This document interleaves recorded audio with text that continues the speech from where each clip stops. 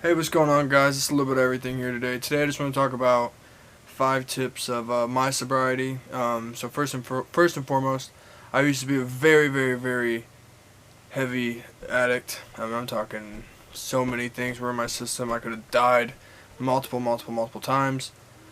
And the first reason of a tip to stay sober for me would be have a sponsor or go to a meeting. So me right now, I'm going to meetings that are forced, right? So I'm going to a thing called Moral Recognition Therapy. It's called MRT, and it's a class with 12 steps. Now, mind you, it's not the same 12 steps as it would be if it was like NA or AA or all the other whatever SLAA, all that stuff. So, but that right there's number one thing for me is obvious number one thing is church. Find yourself a fellowship, people that are there for you whenever you're wanting to use, right? Because I know there's been moments in my life where I've only been sober for about 2.5 years, and there's been moments where I was like, man, I just can't do this anymore. I just want to use. That's what I want. I want nothing more but to use. And then I have someone right there who has my back, and they're like, hey, man, this is what you need to do. I know you're thinking like this right now, but here is the problem with how you're thinking. So it's a matter of finding a fellowship, right? Getting to a church, getting to, I don't know, they have like men groups, outlets, and stuff like that. So that right there could be another thing you could do. Now, for me, what helps the most, obviously, is church. I love my church family. I love to fellowship with my guys, my brothers in Christ, because I believe that right there, and it talks about higher powers and stuff like that in the NA book, in the Alcoholics Anonymous book. And I know whatever your higher power is, as long as it's working for you, I would say to keep going. I believe in my higher power as Jesus Christ. Now, if you don't believe in that, that's cool. But if you believe in something else and it's got you doing the right things, then keep doing that. Because if not, if you don't have something to lean back on, per se, then it makes life a lot harder. And, whenever you're trying to stay sober, whenever you're actually trying to fight the fight, because it really is like a battle. It's a mind battle. It really is a battlefield that you are fighting, and you only want one thing out of that. You want to stay sober, and it's been so hard for me. I'm sorry. Phone's going off. It's been so hard for me to. It took me a long time to accept that I needed to get sober, right? So, and I finally decided, hey man, enough's enough. Sure, I was forced into getting sober while I was in prison. I'm not ashamed to admit that. I was forced into recovery, because without recovery, I could still be locked up, and I could still be doing the things I used to do, hurting the people I love, right? Well, I'm not doing that anymore, and that's because of, like I said, number 5. Well, number 1, we'll do 1 through 5. So number 1, find a fellowship, find a church, find people that actually care about you, man, because that's one of the things. As a recovering addict, I believe that one of the things that causes people to relapse is feeling like you're alone, feeling like you can't call on somebody. But let me tell you something, man. I have called on many people. I've tried to help as many people as I can. And I feel like I have made an imprint in some people while I was in prison. They're like, hey, man, I see you doing your thing. I see you're being sober and all that. Man, how could you do that? So then I got out and I realized how hard it really is to stay sober. It's extremely hard. It's extremely difficult. You could be having a great day, and then 1 minute later you're like, man, it'd be nice to, smoke, or it'd be nice to drink, or it'd be nice to do this or do that, And then another thing is, so number 2, so there's 3, people's, places, and things. So first and foremost, you have to get rid of your old friends. You have to. I don't care if they're family. I don't care if they're longtime friends, but if they're using, you just can't be around them. You know what I'm saying? So for me, it was someone I love very deeply in my life, and I care about very much so, and they're doing a lot better now. But I had to distance myself from that person. I distanced myself for months. I'm talking months, because it was just too hard to be around that person while they were still using, right? And that makes it difficult. You're like, man, I really just want this person to stop. I want them to finally get it. But you know what? You're only gonna get it as long as you accept the fact that you have a problem and that you need help with it, right? So people, get rid of them, and find the people that really are going to be there for you. And then places.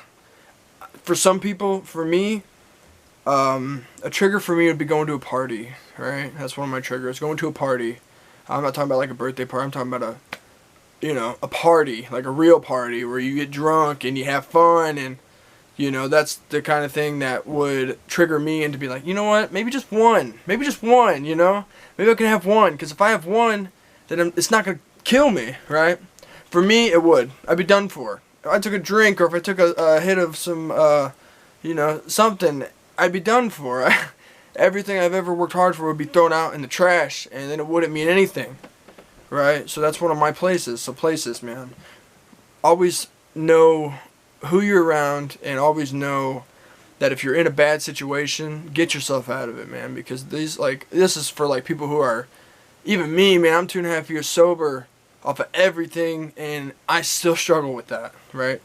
I still struggle with going into a restaurant and there's a bar there, right? I'm like, man, I can order, I'm 23 years old, I can have me a little bit of this, a little bit of that, and then I'll be alright. No, it doesn't work like that. One of the sayings is, it works if you work it, right? So I'm still working it. I really am trying. And so there's people's, places, and things.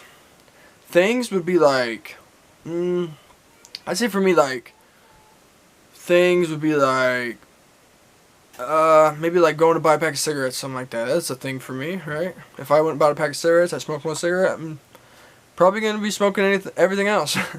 Or if I bought a non-alcoholic beer, right, I'd get a sip of it and I'd be like, you know what, this is dang good, I'm going to try it. I'm going to go back to it. And other things could be like, what you watch, man. So there was a guy I was in prison with, and he was on the show Intervention, and his name was Bradley Kimmer. You can look him up, Indianapolis, Bradley Kimmer. He was a really nice guy, but he was there, man, and I had so many conversations with him, and I was like, hey man, whenever I get out, I'm gonna watch your show, or watch you on the show. I watched him on the show, bro, and almost cried. I'm not even joking. I like mentally, I relapsed in my head, saying, man, I just can't watch this. This is too much. That's a thing I can't watch. I can't watch Intervention. I have a hard time watching things that have anything to do with using. That really is bad for me. I've been in the hospital and they try putting a needle in my arm. I never even used intravenously. I've never used like that, but you see people do that, and then you get yourself involved in that. And then it's like, well, why not try it? Why not give it a shot? Well, let me tell you, why not, man? Because, ever since I got sober, man, I got my family back. I got my kids back. I'm not the greatest person, but I do try. And now I'm trying to make YouTube videos. I'm trying to inspire other people. People who are wanting to get sober, I'm trying to inspire them to do what's best for them. And tell people that sobriety is the way to go. All these rappers and stuff like that, they say, oh man, use drugs, whatever, this, that. It's not healthy. There's nothing healthy about it, man. Nothing. There's nothing healthy about it. I don't care if you're a, a maintaining addict, right? You go to job, you keep it for 10 years, you take care of your family. But here's the thing, man. You're losing time with your family and your kids, and you're not mentally there. Sure, you're physically there, but I was never mentally there for my family. Never. Until I got sober. So right now we got the fellowship. You want a church, you want sobriety meetings, that's what you want, right? People's, places, and things, those are the 4 of them. And then the last thing for me is acceptance, man. Acceptance is one of the things that will help you get through a hard time. Is accepting that you do have a problem, that you can call on somebody and they will be there for you. Believe that. Believe that with all your heart, mind, and soul. There are people out there that want to help us, right?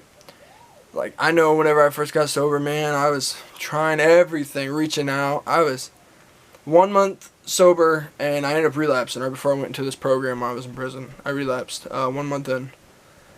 And it was, I was sick, dude. I was just completely mind sick. My brain was, like, not even where it needed to be, And I'm over here just thinking, well, if I do this program, man, I'll go home, and then after that, everything will be fine.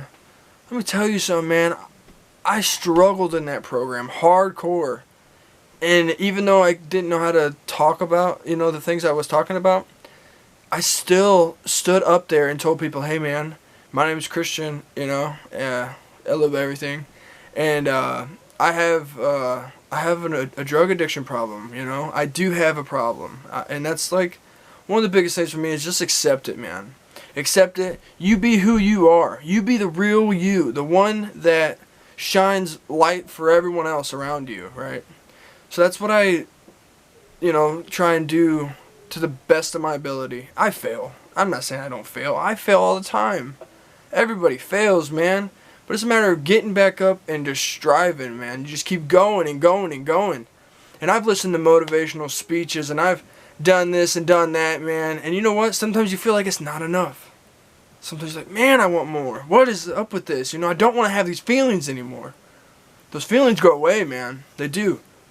It's a matter of, it's a split-second decision, right? You can have a thought in your brain saying, hey, man, that dude's got this and that. I'll go there real fast. I'm going to use blah, blah, blah. No, man, just accept the fact that you are who you are. You were, made that way through DNA. You know what I'm saying? Like, because me, personally, I have family members who are drug addicts and are alcoholics and stuff like that. And it runs in my family. It's going to run probably in my kids' lives, But be you, man. Be the one that, that you can be for the others, right?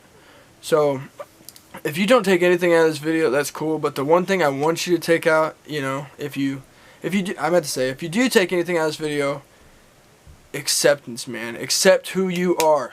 Don't ever let someone tell you that, you're just a drug addict, you're this, you're that, you're all this. No, man. Even if you got 1 day sober, you be proud of that. Because that's hard to get, Recovery is no easy task. And it's never going to be easy. So all I'm saying is that if you really want to change, make that change, man. Fix yourself, Just go through the motions. This is going to be a bumpy ride. It's going to be so hard at times. I struggle till this day. I go to therapy. I go to church. I talk to people, church people. I talk to my friends, my family, and tell them, hey, man, I just want to get high, That's what I want. And they're like, hey, man, you don't have to do that. Just accept it and move on, right? That's pretty much all I got for this video, man. I'm getting a little emotional here. It's been on my heart to talk about this, and I just hope that anybody who watches this video, man, just share it, like, comment, subscribe. I'm really just trying to make a difference, man. Make a change for people out there that are struggling, thinking that they are doing it alone. Because I've been there. I've done it alone. It's not fun, bro. I've done it by myself. I can't do it by myself. I know I can't do it by myself. Now, if I got other people there backing me up, I'm going to be fine, right? You can do it, man. Hashtag stay sober, bro. Hashtag sober life. Let's get it. Come on. Peace out.